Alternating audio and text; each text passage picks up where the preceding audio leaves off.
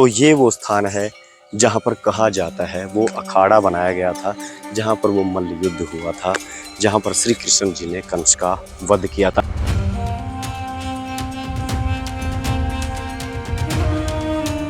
जय श्री कृष्णा दोस्तों, राधे राधे। तो दोस्तों आज का जो हमारा वीडियो है, जहाँ पर अभी हम खड़े हैं, वो मथुरा की एक जगह है जहाँ पर कंस का किला बताया जाता है। और दोस्तों कहा जाता है ये किला भी श्री कृष्ण के टाइम का तो नहीं है, लेकिन जगह वही है। तो आज का जो वीडियो है इसी के ऊपर होने वाला है। तो चलिए स्टार्ट करते हैं और दिखाते हैं इसके अंदर से और बताते हैं इसकी सारी रहस्यमयी बातें।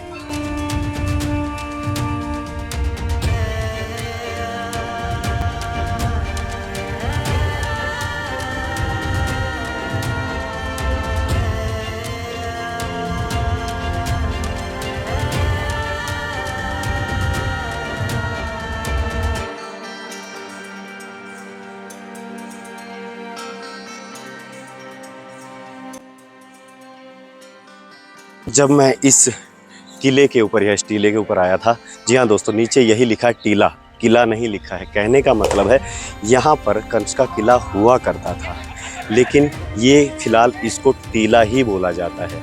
और रही बात, ये जो इमारतें आपको दिखाई दे रही हैं, ये उस समय की नहीं है। इस किले को कम से कम 10 से 11 बार तोड़ा गया है और दोबारा बनाया गया है। तो ये उस समय का ना तो यहाँ पर ये इमारतें हैं और ना ही ये पत्थर। हाँ, बस टीला वही है जहाँ पर कंस का किला हुआ करता था।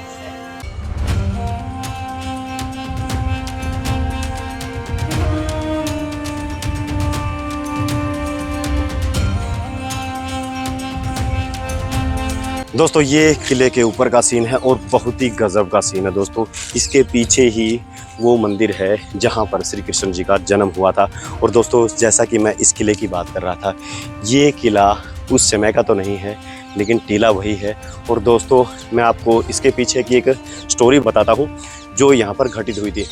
दोस्तों जो श्री कृष्ण के भगत हैं, जो श्री कृष्ण के बारे में जानते हैं, तो वो उनकी लीलाओं के बारे में भी जानते होंगे। तो उन्हीं में से एक लीला यहाँ पर दिखाई थी, या फिर कंस का जो अंत है वो यहीं पर किया था। वो किस तरीके से किया था मैं स्टोरी के माध्यम से आपको बताता हूँ। दोस्तों सबसे पहले कंस ने बहुत से प्रयास किए श्री कृष्ण को मारने के लिए, उसमें वो सफल नहीं हुए। फिर आखिरी में हार कर जब श्री कृष्ण जी काफ़ी जवान हो चुके थे, तो उस समय उन्हें यहाँ पर आमंत्रित किया इस किले के अंदर। और जब वो यहाँ पर आ रहे थे, तो यहाँ पर आते आते भी उनके ऊपर हाथी से वार करवाया गया था, लेकिन उसमें भी वो नाकामयाब रहे थे। फिर उसके बाद में आए वो यहाँ पर इस किले के अंदर, और इस किले में आते ही उन्हें कुछ पहलवानों द्वारा मल्ल युद्ध के लिए आमंत्रित किया।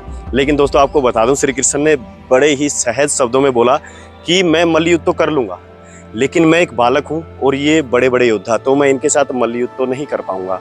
तो फिर दोस्तों आखिरी में ये बोलकर श्री कृष्ण बोले, लेकिन अगर आपकी यही इच्छा है तो मैं कर लेता हूँ। तो उन्होंने मल्ल युद्ध में सारे योद्धाओं को परास्त कर दिया। आखिरी में कंस की बारी आती है, तो वे उनका इसी स्थान पर वध कर देते हैं। तो वो जो स्थान है दोस्तों, जहाँ पर कहा जाता है वो अखाड़ा जो बनाया गया था, वो यही है।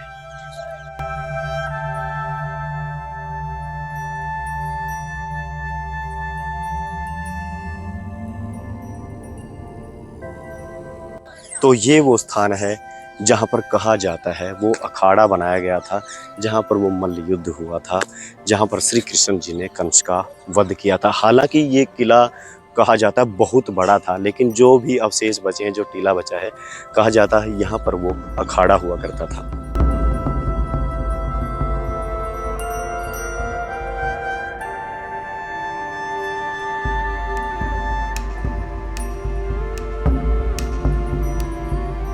दोस्तों गर्मी का समय है, और ये जो अभी मैं अगर टाइम की बात करूं, ये 6:30 पौने 7 का टाइम है। तो गर्मी की वजह से दिन ज़्यादा ढला नहीं है, लेकिन ढलने ही वाला है।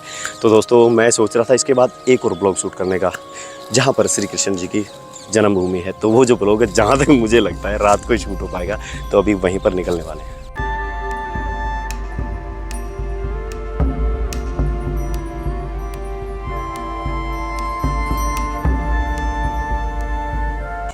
जय श्री कृष्णा दोस्तों। तो ये था छोटा सा वीडियो उस किले के ऊपर जिसे कंस का किला बताया जाता है, जहाँ पर श्री कृष्ण जी ने कंस का वध किया था। तो कैसा लगा ये वीडियो और कैसी लगी इसमें दी गई जानकारी, आगे भी ऐसी वीडियो लाता रहूँगा, देखते रहिए PS वर्ल्ड।